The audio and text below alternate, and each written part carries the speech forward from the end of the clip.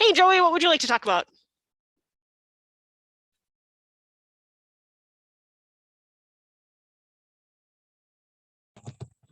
Hey, Professor.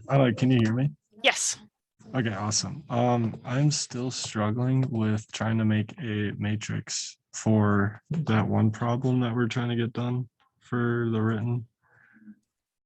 For the one where you need to enter the data into R? Yeah. And it's like number of errors and the number of hours without sleep. Okay. Yeah, do you want Is- to share your screen? Yeah, sure. So this is homework 8, problem 1.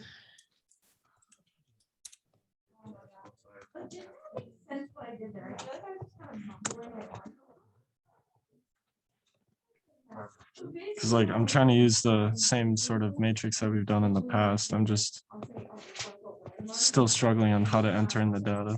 Okay. So you could do this as a matrix, but I think it's going to be easier if you just do it as 2 vectors. Okay. So you can have a vector of like sleep and a vector of errors. Okay. What do you make of? So that example for X on line 50. Hold on. I think I have another video going.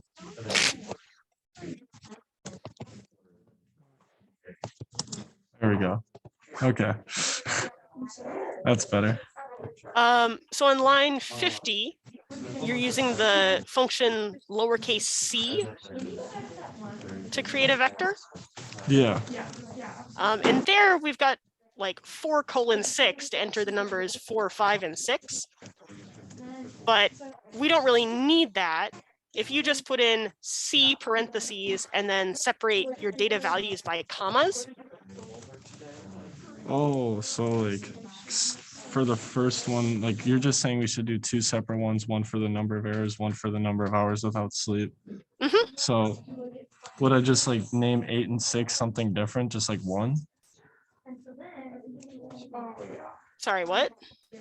Because if I'm entering in the values for y and the number of errors, the first one is 8,6.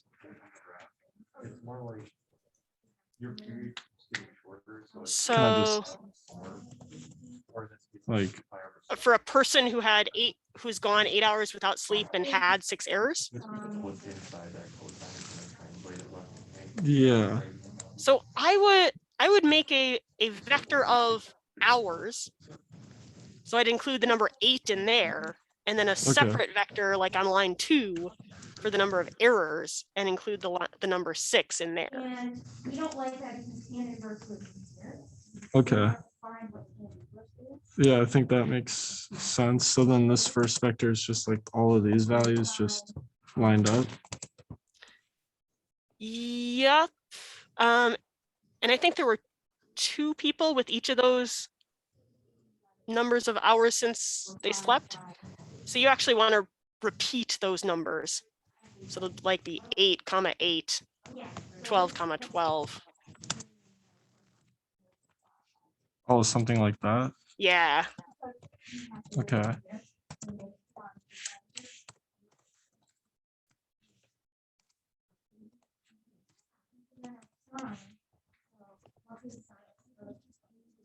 Okay. Yeah, and I'd probably name that something like hours rather than A, so that you can remember which vector is which. True. Yeah. Keep organized. Yeah.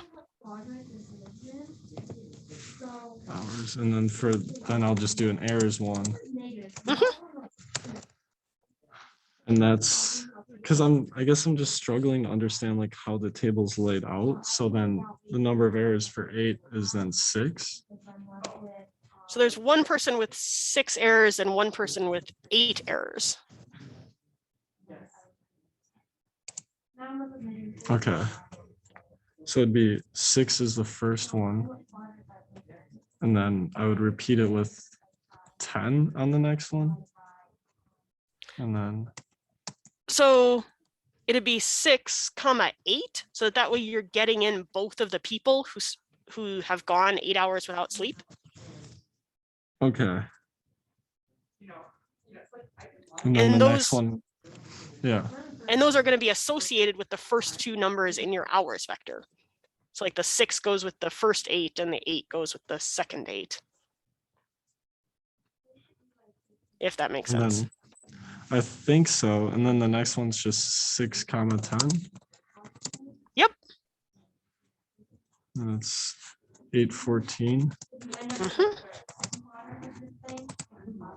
And it's 1412. 1612. Yeah. Okay. And then I'll just be able to put these into the least squares line or whatever to get the approximation. And Yep. from there I can just, okay, so this is really just the big part. And then I just use these two variables to find what I need. Right. And since these are now standalone variables in R, they're not columns in a data frame. You can actually just use LM errors squiggle hours. You don't need a comma data equals the name of the data set. Oh, that's so much better. That's so nice. Sweet. Makes it nice and simple. Okay. Awesome. Okay, that should be enough help there. I think I'll be able to figure it out from that way. Thank you. All right. Good luck. Yeah, take care. Have a Bye. good Thanksgiving. Bye.